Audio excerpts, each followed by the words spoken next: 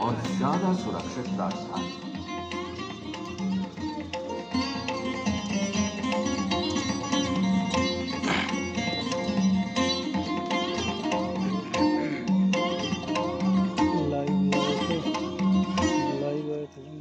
राजा रुद्र प्रताप अपने कुछ विश्वस्त सरदारों के साथ नई राजधानी की तलाश में आ पहुंचे बेतवा नदी के किनारे।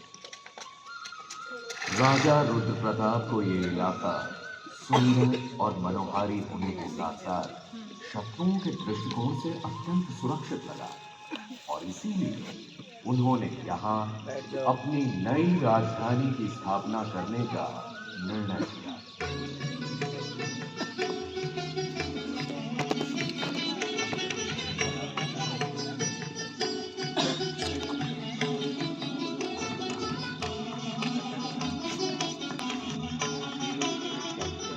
नई राजधानी में जोर शोर से निर्माण कार्य शुरू हुआ।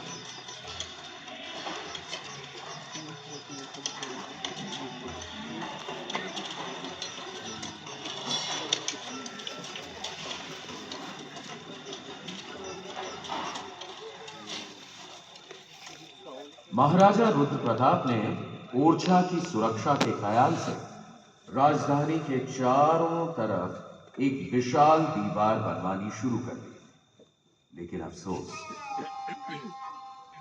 वे स्वयं इन सब को पूरा होता नहीं देख पाए। उसी वर्ष अर्थात सन 1531 में एक दिन जब महाराज रुद्र प्रताप शिकार पर गए हुए थे,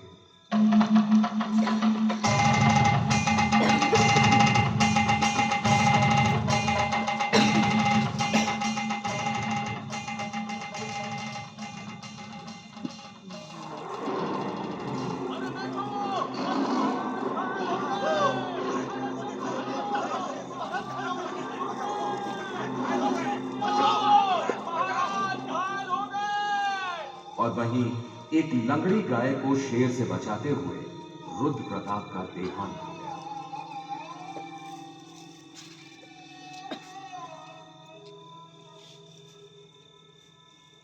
रुद्र प्रताप के देहांत के बाद ओरछा की गद्दी पर बैठे भारती चंद अपने यशस्वी पिता की तरह वे भी अत्यंत वीर और भवन निर्माण के शौकीन थे।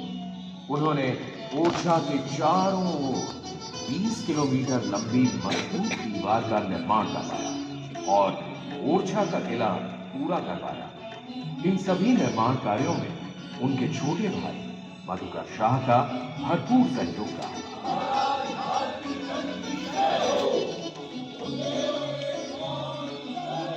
हंसी खुशी का माहौल था।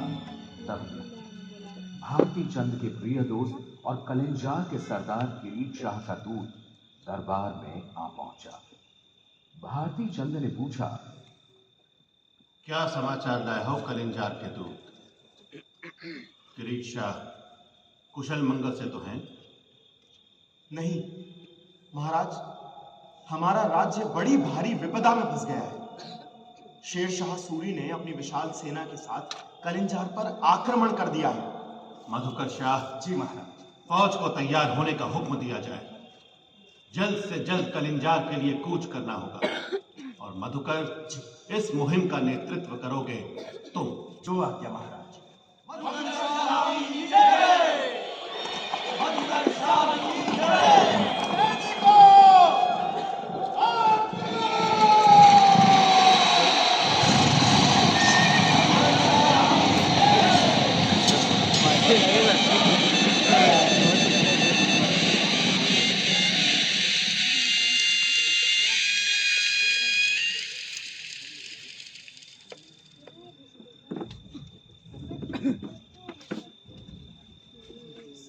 मधुकर शाह जब तक कलिंजार पहुंचे, वहां के किले पर शेरशाह सूरी का कब्जा हो चुका था। बुंदेला फौजों और अफगानी सिपाहियों के बीच जमकर युद्ध हुआ, लेकिन यह लड़ाई ज्यादा लंबी चल नहीं पाई। युद्ध के दौरान एक हादसे में शेरशाह सूरी की मृत्यु हो गई और मधुकर शाह की जीत। इधर ओरछा में महाराज भारती चंद जब पूजा के लिए मंदिर की सीढ़ियां चढ़ रहे थे, तभी उन्हें ये समाचार मिला। महाराज की जय हो। शुभ समाचार है, युद्ध में हमारी विजय हुई। शेरशाह सूरी मारा गया महाराज।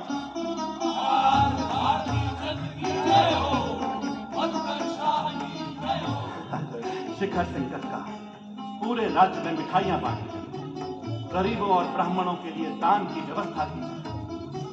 आज पूरे राज्य में एक बार फिर दिवाली मनाई जाएगी। अवश्य महाराज। लेकिन महाराज, इस खुशी के मौके पर आपकी आंखों में आंसू। कनका, ईश्वर ने मेरी हर इच्छा पूरी की, सिवाय एक की। अभी तक रानी जू की गोद सूनी है। भारती चंद ने तमाम व्रत उपवास किए, मन्नतें मांगी, किंतु महारानी की गोद सूनी ही रही और भारती चंद संतान की लालसा लिए स्वर्ग से भाग गए।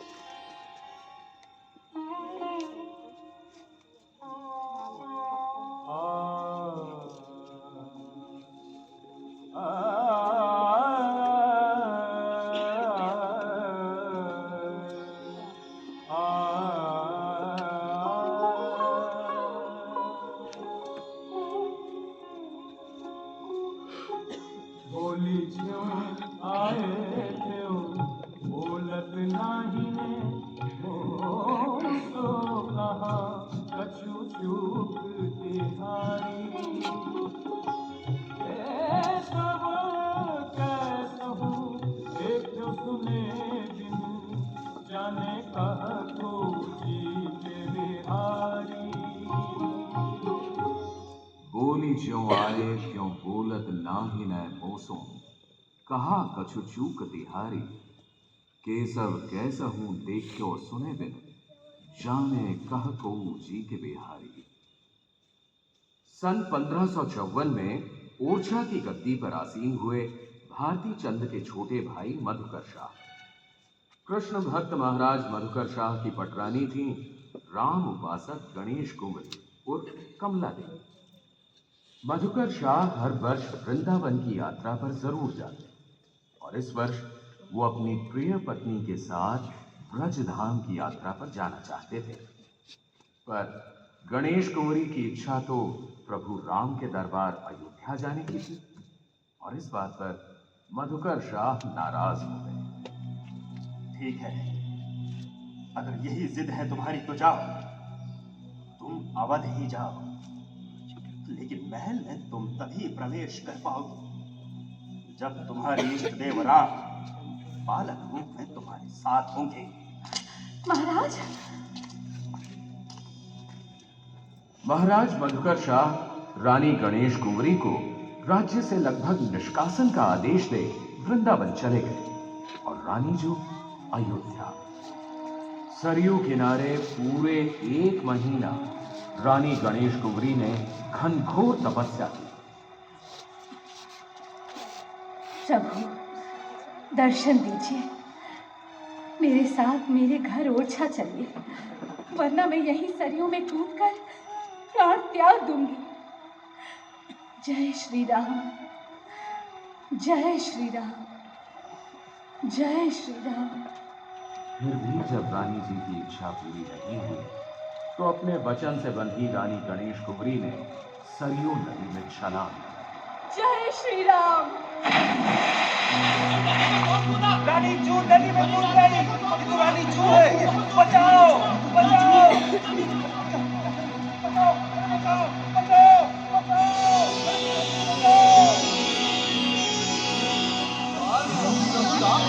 चमत्कार हो गया, चमत्कार हो गया।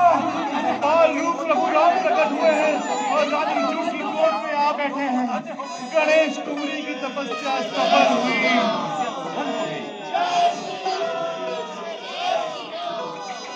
माँ, तुम्हारी तपस्या से अत्यंत प्रसन्न हुए हैं हम। बोलो, क्या चाहती हो? प्रभु, प्रभु, आपको मेरे साथ ओरछा चलना होगा। मेरे सम्मान और भक्ति की रक्षा के लिए। अवश्य चलेंगे माँ, किंतु हमारी भी कुछ शर्तें हैं। बोलिए प्रभु, बोलिए ना, आपकी हर शर्त स्वीकार है मुझे। पहली शर्त, यहाँ से ओरछा तक की यात्रा पैदल होगी। दूसरी शर्त, ओरछा में जहाँ एक बार बैठ गया वहीं रहूंगा, किसी दूसरे मंदिर में नहीं जाऊंगा। और तीसरी शर्त, मेरा मंदिर राम राजा के नाम से विख्यात होगा। प्रभु, मैं प्राण प्राण से कोशिश करूंगी कि आपकी हर इच्छा पूरी कर सकूं। तो फिर चलो माँ। चलिए प्रभु। जय श्री राम, जय श्री राम, जय श्री राम। ऊंचे आकाश प्रतिध्वज आकाश, शोभा विलास शोभे प्रकाश। ऊंचे आकाश प्रतिध्वज आकाश, शोभा विलास शोभे प्रकाश। अति सुंदर अति साधु, जीर्ण रहित पल लाधु। अति सुंदर अति साधु, जीर्ण रहित पल लाधु। परम तपोमय वाणी, दंडधारिणी जानी। परम तपोमय वाणी, दंडधारिणी जानी। जब रानी साहिबा अपने बाल स्वरूप राम की प्रतिमा गोदी में लिए ओरछा पहुंची तो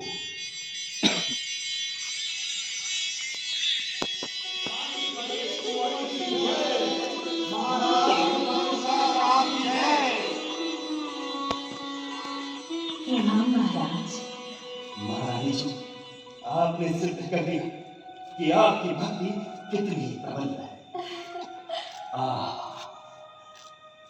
प्रभु राम के इस बाल रूप को देखकर मेरा रोम रोम धन्य हुआ। महाराज, हम प्रभु के लिए मंदिर बना रहे हैं, किंतु उस पर थोड़ा वक्त लगेगा। महाराज जी, तब तक आप प्रतिमा यही बना दें। मंदिर पूरा होते ही पूरी धूमधाम के साथ इसे वहां पर स्थापित करेंगे। ठीक है, जैसा आप कहें महाराज। प्रभु राम की ये मूर्त मैं कुछ दिनों के लिए यही रख देती हूँ। जय श्री राम, जय श्री राम। लेकिन ऐसा हो नहीं पाया। भगवान रामचंद्र जी के लिए बनाया गया महल जब पूरा हुआ और महारानी गणेश कुंवरी के शयन कक्ष से भगवान रामचंद्र की प्रतिमा को हटाने की कोशिश की गई तो वो वहां से हिली ही नहीं। भगवान की शर्त भी तो थी।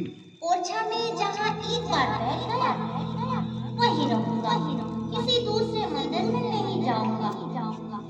आखिरकार रनिवास ही बना राजा राम मंदिर और नया भवन बना चतुर्भुज मंदिर, जहां कई वर्षों बाद भगवान विष्णु की प्रतिमा स्थापित की गई।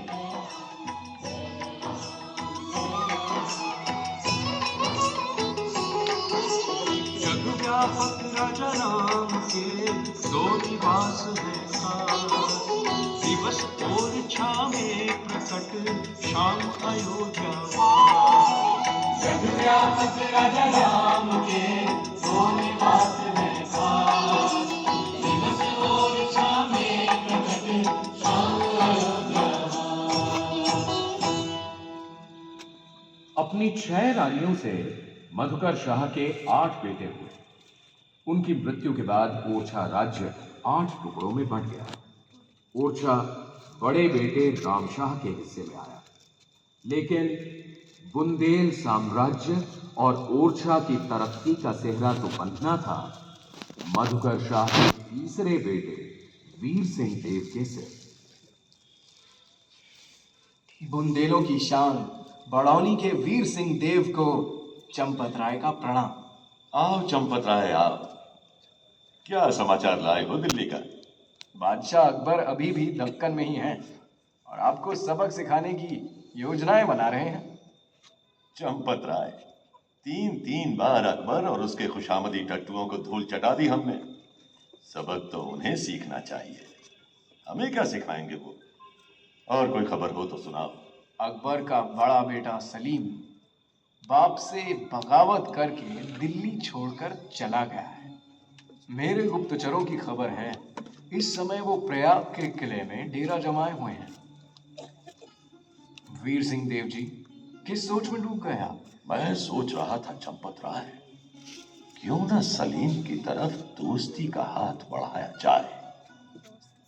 देखो, आज नहीं तो कल हिंदुस्तान का बादशाह वही बनेगा। बिल्कुल दुरुस्त फरमाया आपने। अगर इस मुसीबत के समय हम उसका साथ देते हैं तो कल जरूरत के समय वो हमारी मदद करेगा। इसीलिए सोच रहा हूं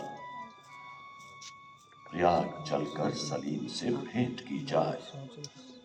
ऐसा ही हुआ। वीर सिंह देव से दोस्ती की अभिलाषा सलीम के मन में भी थी। उन्होंने इस बुंदेले वीर को कुछ दिन इलाहाबाद में अपना मेहमान बना के रखा। इसी दौरान खबर आई कि बादशाह अकबर ने अपने बागी बेटे को सबक सिखाने के लिए शेख अबुल फजल के नेतृत्व में एक बड़ी भारी फौज भेजी है।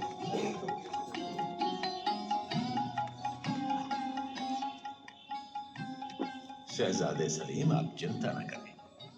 मुगलिया फौजों से दो दो हाथ करने का खूब अनुभव है आपके इस दोस्त को।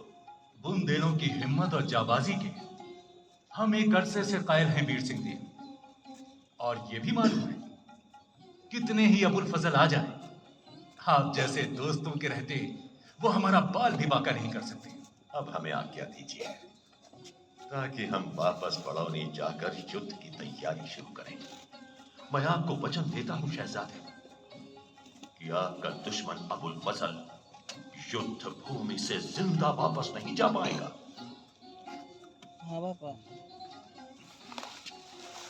नरवर के पास बुंदेला और मुगलिया फौज के बीच घमासान युद्ध हुआ। बुंदेलों की जीत हुई और अपने वायदे के अनुसार वीर सिंह देव ने अबुल फजल का सिर कलम करके चंपत राय के हाथों इलाहाबाद शहजादे सलीम के पास भिजवा दिया। कुछ दिनों बाद चंपत राय खुशी खुशी बड़ौनी वापस पहुंचे। बधाई हो वीर सिंह देव जी। शहजादे सलीम ने आपको बड़ौनी का जागीरदार नियुक्त करने के लिए आपके राज तिलक की पूरी सामग्री भिजवाई है। नहीं नहीं है पैसा है। हाँ बापा। हाँ बोलो। हाँ है, अभी खर्चे नहीं किए। 200 खर्चे हुए हैं, वही 200-250 रुपये।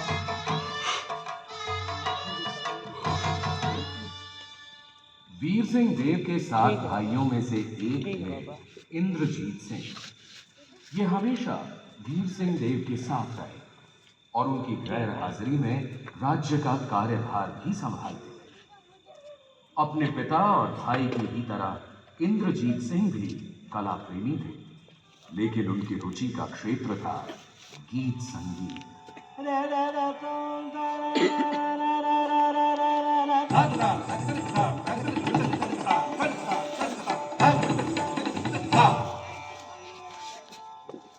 यूं तो इंद्रजीत सिंह के दरबार में 6 नर्तकियां थी, लेकिन उन सब में सबसे सुंदर और गीत संगीत में पारंगत थी राय परवीन।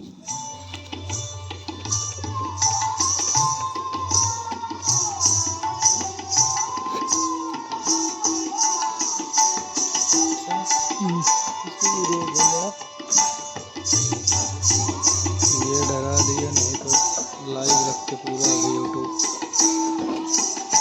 तुम्हारा दोस्त क्या? तुम्हारा दोस्त ने डरा दिया, नहीं तो इसको यूट्यूब पर लाइव रखते।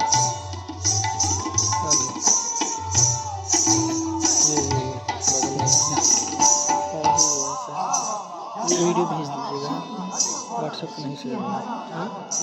व्हाट्सएप पर नहीं शेयर होगा। 20-25 मिनट का वैसे ले लेंगे ना। आप क्या कहते हैं? फाइल से बिल्कुल सही कहा आपने। राय परवीन सचमुच बेजोड़ गायिका और नर्तकी है। जल्द ही ओरछा किले के बगल में राय परवीन का महल होगा। शुक्रिया हुजूर, इनायत है। नहीं, तुम नहीं जानती राय परवीन, तुम्हारी प्रसिद्धि कहां कहां तक पहुंच चुकी है। वो दिन दूर नहीं जब आगरा तक तुम्हारी धूम हो। ये तो आपकी इनायत है हुजूर।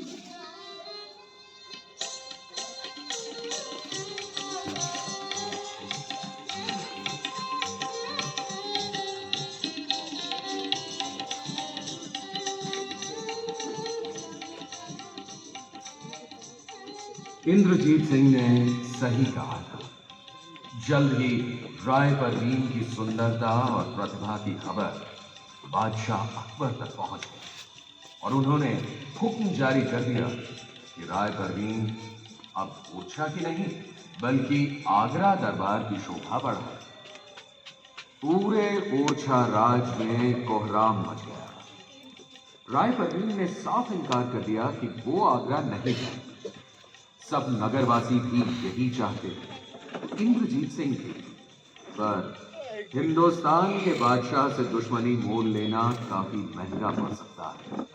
यही सोचकर इंद्रजीत ने अपना मन मारा और बहुत समझा बुझाकर राय परवीन को आगरा भिजवाया। वहां पहुंचकर राय परवीन ने अकबर के दरबार में खुद का लिखा एक दोहा पढ़ा।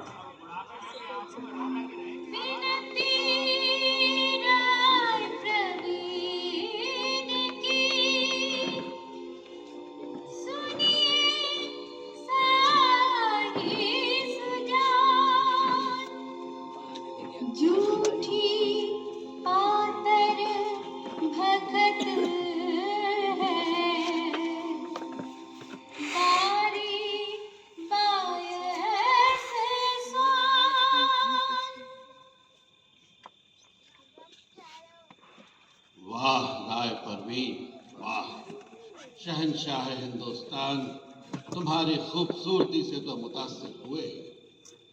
तुम्हारी दलेरी ने हमारी नजरों में तुम्हारी इज्जत और बढ़ा दी है। झूठी पत्तल सिर्फ कुत्ते ही चाटते हैं। वाकई तुमने हमारी आंखें खोल दी। वजीर आजम, कल ही राय परवीन को इनाम और इकराम के साथ बाइज्जत वापस ओरछा पहुंचाने का इंतजाम करवाया जाए। तखलिया।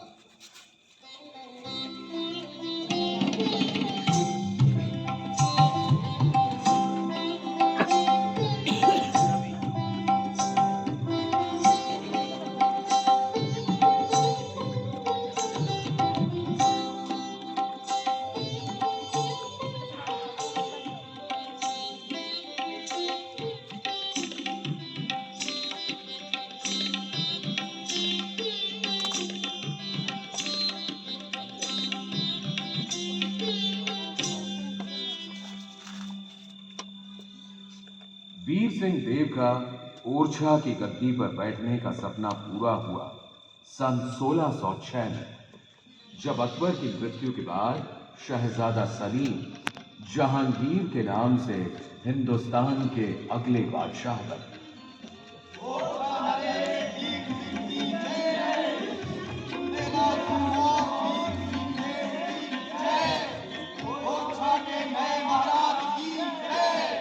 वीर सिंह देव का राज्यकाल ओरछा का स्वर्णिम युग था। सन 1606 से सन 1627 तक के 21 साल के उनके शासनकाल में ओरछा राज्य ने हर क्षेत्र में दिन दूनी रात चौगुनी तरक्की की। ओरछा का शासन संभालते ही उन्होंने सुंदर और भव्य इमारतों का निर्माण शुरू करवाया। अपने पिता द्वारा शुरू किए गए चतुर्भुज मंदिर को पूरा करवाया और बादशाह जहांगीर की अगवानी के लिए जगत प्रसिद्ध जहांगीर महल भी बनवाया।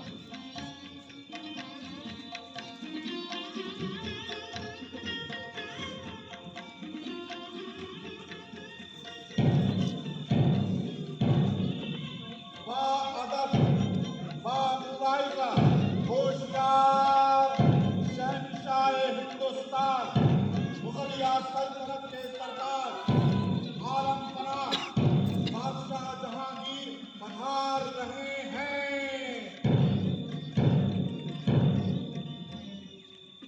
ओरछा के राजा वीर सिंह बुंदेला के करीब खाने में हिंदुस्तान के बादशाह का स्वागत है। वीर सिंह देव, मेरे दोस्त, हम तुमसे बगलगीर होना चाहते हैं।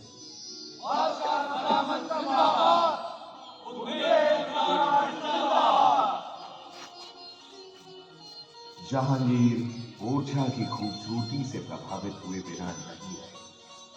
हिंदू और इस्लामिया कारीगरी का बेजोड़ नमूना 5 मंजिला जहांगीर महल, उसकी बारादरी में बने 5 फव्वारे और लाल पत्थर की नफीस जालियों ने तो उनका मन ही मोह लिया।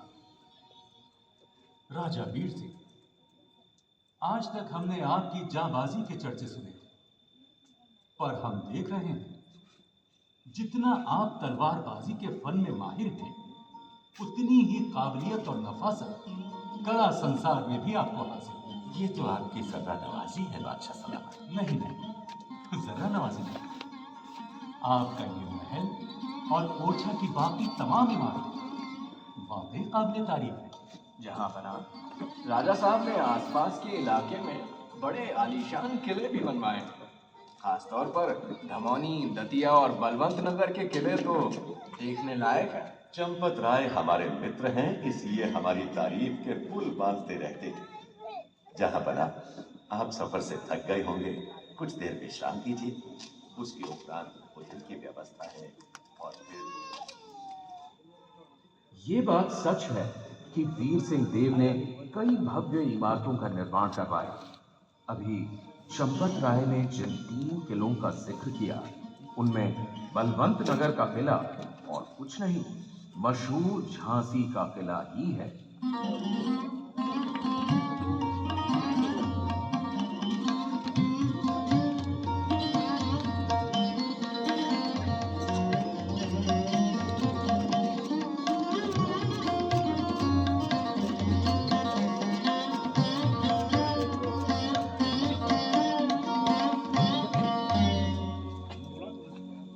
वीर सिंह देव एक कुशल शासक और कला प्रेमी व्यक्ति होने के साथ साथ अत्यंत न्यायप्रिय राजा थे। सन 1623 की एक घटना है। वीर सिंह देव का बेटा बाघ बहादुर अपने कुछ दोस्तों के साथ हिरण के शिकार पर निकला। राजकुमार, वो देखिए, वो रहा हिरण, उधर ध्यान चल रहा है, पीछा करो। किधर किधर गया वो हिरण? मेरा अनुमान है वो पूरब की ओर गया है। किधर गया? नहीं, वो उधर दक्षिण पूर्व की तरफ गया है। एक काम करते हैं, वहां वो साधु महाराज बैठे हैं, उनसे पूछते हैं।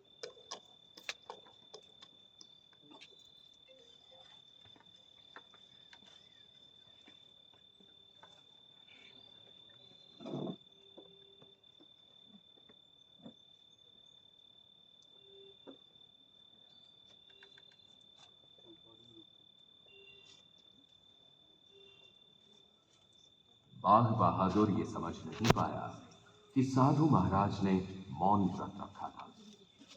दिन भर गलत दिशा में भटक कर शाम को जब वो खाली हाथ वापस आया तो गुस्से और निराशा में आग बबूला हो रहा था। साधु जी को देखकर बाघ बहादुर का पारा 7वें आसमान पर पहुंच गया।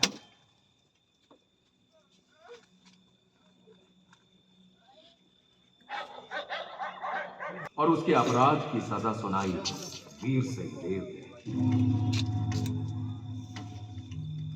राजकुमार बाघ बहादुर के इस जघन्य अपराध की सजा है मृत्यु।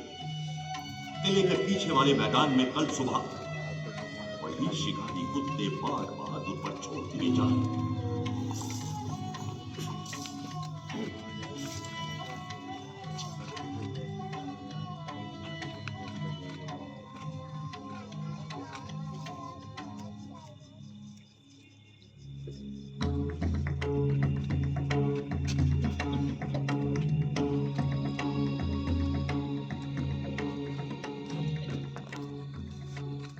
काल का पहिया कभी रुकता नहीं।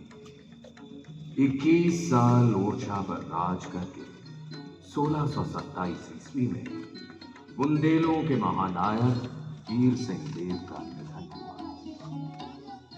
ओरछा की गद्दी पर बैठे उनके ज्येष्ठ पुत्र जुझार सिंह।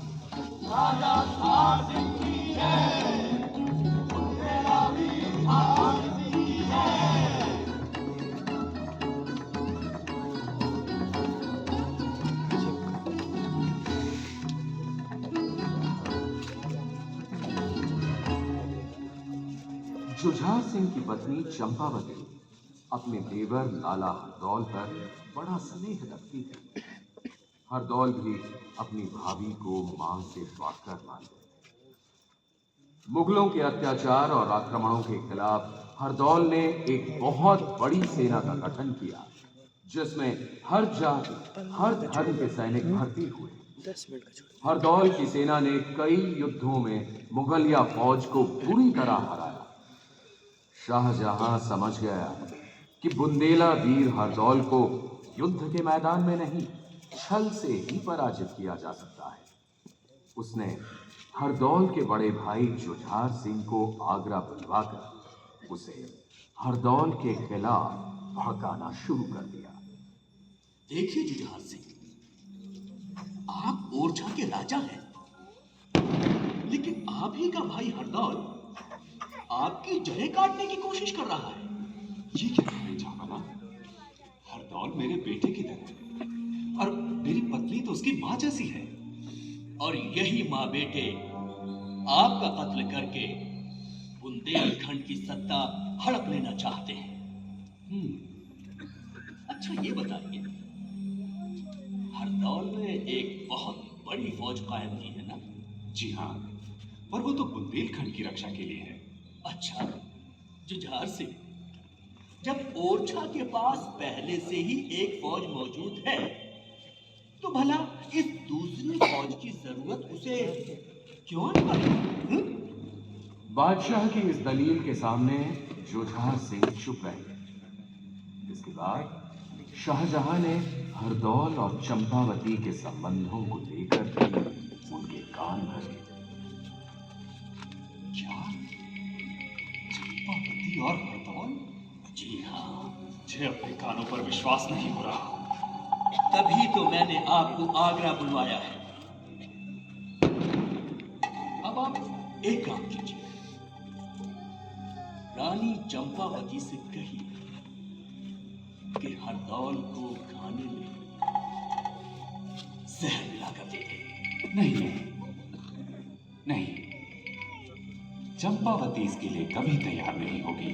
देखिए जुझार सिंह, अगर रानी चंपावती आपकी वाकई वफादार है, तो हरदौल को जहर देने में उसे खास ऐतराज नहीं होगा। और अगर वो इस काम को अंजाम नहीं देती, तो साबित हो जाएगा कि उसकी मोहब्बत का बायस हरदौल है, आप नहीं। फिर तो मैं उन दोनों को जिंदा नहीं छोड़ूंगा। शाहजहां की चाल कामयाब हुई। चंपावती ने खूब इनकार किया, बहुत रोई, लेकिन जब उनके चरित्र पर उंगली उठाई जाने लगी, तो देवर भाभी के संबंधों की पवित्रता सिद्ध करने के लिए और अपने सब की लाज बचाने के लिए वो राजी हो गई लाला हरदौल को जहर का प्याला देने के लिए। हरदौल के भक्त एक सेवक ने इस षड्यंत्र की खबर हरदौल तक पहुंचा दी, लेकिन अपनी जान बचाने के लिए हरदौल ओरछा से भागे नहीं, क्योंकि अपनी जान से ज्यादा उन्हें अपनी मां जैसी भाभी की इज्जत प्यारी थी। कौन? अरे भाभी, आओ अंदर आ जाओ, मुझे बुला लिया होता। ये मैं आपके लिए लाई थी। मेरे लिए? हाँ। अरे वाह, मेरी मनपसंद खीर। लाओ भाभी, जल्दी लाओ, बड़ी भूख लगी है। दरवाजे के पीछे छुपे जुझार सिंह सब देख रहे थे। लाला हरदौल कटोरे को मुंह से लगाकर एक घूंट में सारी खीर पी गए और लड़खड़ाकर जमीन पर गिर पड़े। लाला जी, लाला जी, वो खेल नहीं गुजरा। मुझे पता था, मुझे पता था, पता था तो क्यों पीली सारे खेल? मैंने हत्या की है, हत्या की है मैंने। नहीं भाभी, नहीं। सगे बेटे से भी ज्यादा प्यारे देवर की हत्या की है मैंने।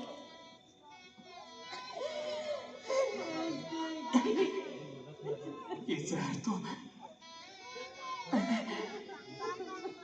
मैंने खुद पिया है, अपने हाथों। भैया जुझार सिंह, अंदर आ जाओ भैया। हरदौल, हरदौल, देखो हरदौल, तुम्हारी पत्नी सच्चरित्र है। हरदौल मेरे भाई, बड़ी भारी भूल हुई है मुझसे। हरदौल भैया, तुम दुश्मनों के फेर में आ गए भैया, माफ कर दो। दुश्मनों के फेर में आ गए। मैं तो चलूं भैया, मेरे भाई बुंदेलों के दुश्मन से इस राज को, इस राज को, हरदौल, हरदौल, लाला जी!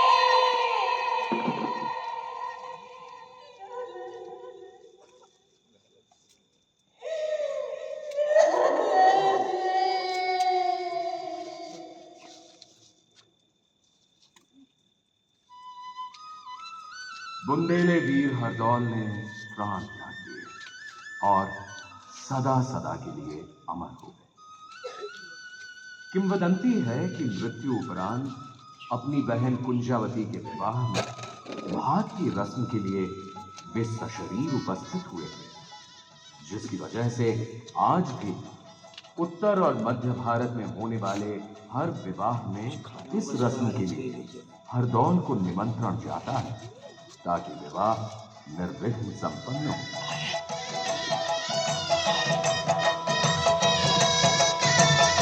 कुछ खाने को है, सर को देखो।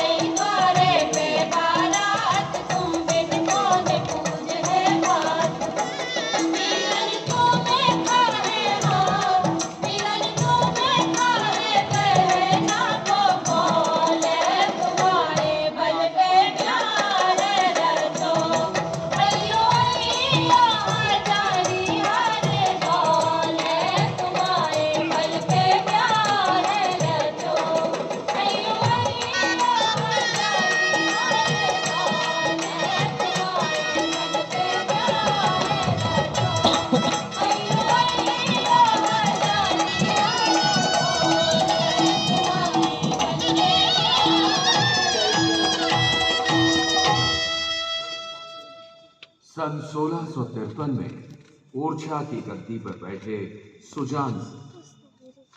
ऐसा कहा जाता है कि मुगल बादशाह औरंगजेब की बेटी बदरुन्निसा और सुजान सिंह के बेटे इंद्रमणि में गहरा प्रेम था।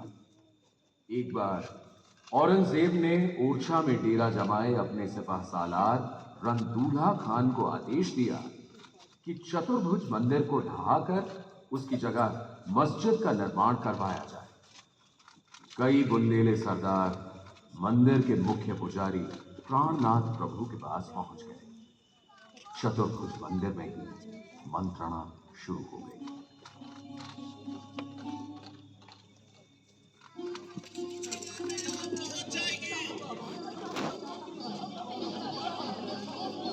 आप लोग निश्चित रहे, जब प्रभु हमारे साथ है। घबराइए मत, आप लोग घबराइए मत, चुप हो जाइए, सब चुप हो जाइए। कौन है ये बालक? अरे पता नहीं, मैं तो इसे यहाँ पहली बार देख रहा हूँ। इस मंदिर को बचाने की एक तरकीब है मेरे पास, आप लोग परेशान मत होइए। तुम हो कौन बालक? बोलो बोलो। जानते हो तुम क्या कह रहे हो? क्या कह रहे हो? रणदीवा खान बहुत जालिम और खतरनाक इंसान है। इतनी छोटी उम्र और इतना बड़ा दावा। मैं आपके किसी सवाल का जवाब नहीं दे पाऊंगा, लेकिन वक्त आने पर मैं कौन हूँ, मेरी तरकीब क्या है, इन सभी का जवाब मिल जाएगा आपको। दरवाजा खोलो, दरवाजा खोलो। मैं हूँ मैं शहंशाह औरंगजेब का सिपह सालार और नुमाइंदा रंदूल्हा खान हूँ। मंदिर का दरवाजा फौरन खोलो, वरना एक की खैर नहीं।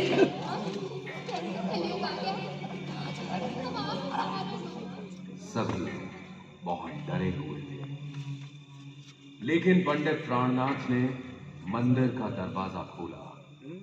रंदूल्हा खान कड़क कर बोला, कौन हो तुम और ये दरवाजा बंद क्यों था? मैं इस मंदिर का पुजारी प्राणनाथ प्रभु हूँ और कलम कर दो इस पुजारी का सर। ठहरो, खबरदार जो किसी ने एक कदम भी बढ़ाया। बिद्दी सा छोकरा हमें धमकी देता है। कलम करो इस पुजारी का सर और इस छोकरे का भी। रंदूल्हा खान, तुम्हारी इतनी जुर्रत, जानते नहीं मैं कौन हूँ? ये बच्चा अपनी पगड़ी क्यों उतार रहा है?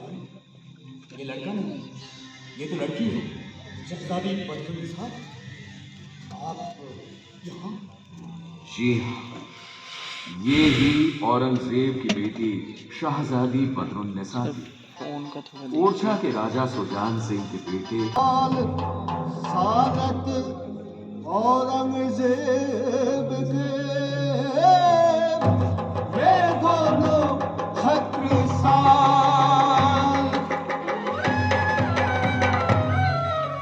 ये देखो छत्रप्रताप, ये देखो छत्रसाल, ये देखो छत्रप्रताप, ये देखो छत्रसाल, ये दिल्ली की ढाल, ये दिल्ली खानवाल, ये दिल्ली की ढाल, ये दिल्ली खानवाल।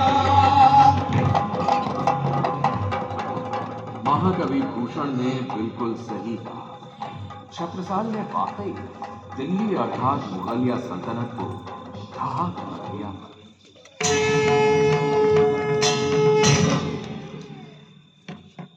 राजा छत्रसाल ने भेलसा के युद्ध में अनवर खां पर विजय प्राप्त की सन 1687।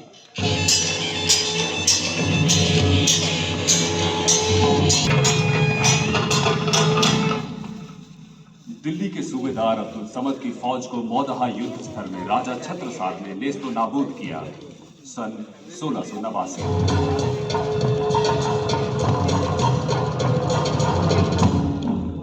बादशाह औरंगजेब का 9 लाख की मुगलिया फौज के साथ पन्ना पर आक्रमण, जीत महाराजा छत्रसाल की। औरंगजेब को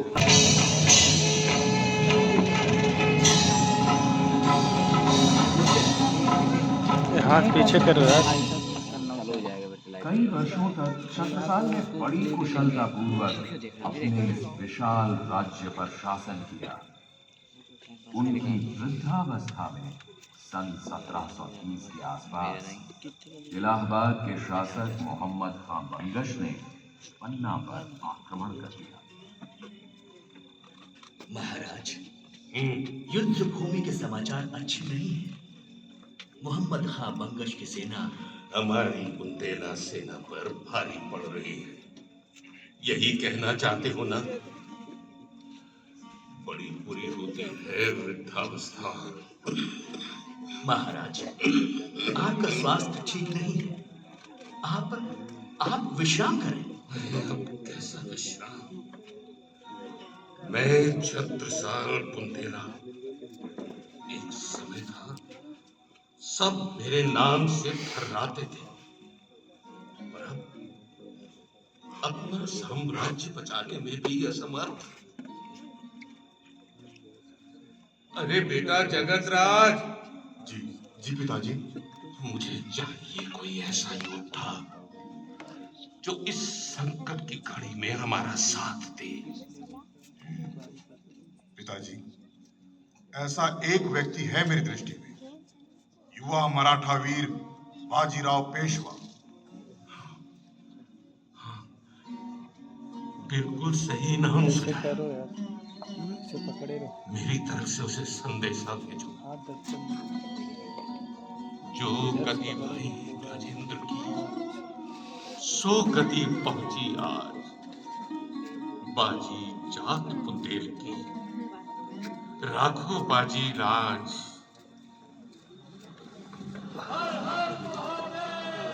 थोड़ा ब्राइटनेस तेज कर दीजिए तो और अच्छे से आएगा।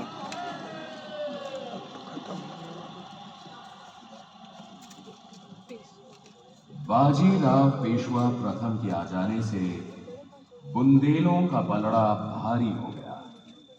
युद्ध में उन्हीं की विजय हुई। इसी के चंद वर्षों बाद, लगभग 80 वर्ष की अवस्था में, बुंदेला शिरोमणि महाराजा छत्रसाल का स्वर्गवास हुआ।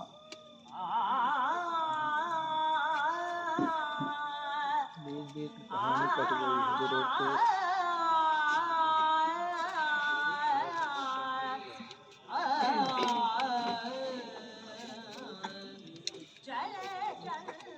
एक समय के अत्यंत शक्तिशाली और प्रभावशाली बुंदेल साम्राज्य की बस अब यही कुछ निशानियां बाकी रह गई हैं। कल कल बहती बेतुआही। तीर्थ यात्रियों के आकर्षण का केंद्र राम राजा का मंदिर और बुंदेलों की शान ये खूबसूरत किला।